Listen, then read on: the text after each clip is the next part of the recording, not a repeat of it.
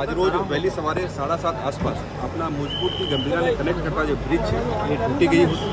એ તંત્રને પહેલાં માહિતી 7:30 આસપાસ મળી હતી। જ્યારે બ્રિજ ઉપર 1-2 વાહનો ફસાયા હતા અને જ્યારે બ્રિજ તૂટ્યું ત્યારે 3-4 વાહનો નીચે પણ નદીમાં પડી ગયા હતા, જેમાં 2 ટ્રકો, 2 પિકઅપ અને 1 રિક્ષા જેવું હતા। તંત્ર અહીંયા પહોંચી ગયું હતું, વહીવટીતંત્ર બંને અહીંયા હતા અને રેસ્ક્યુની કામગીરી સ્થાનિકોની મદદથી ચાલુ કરવામાં આવેલ હતી। પ્રાથમિક મળતી માહિતી મુજબ 9 જેટલા લોકોની મૃત્યુ થઈ છે।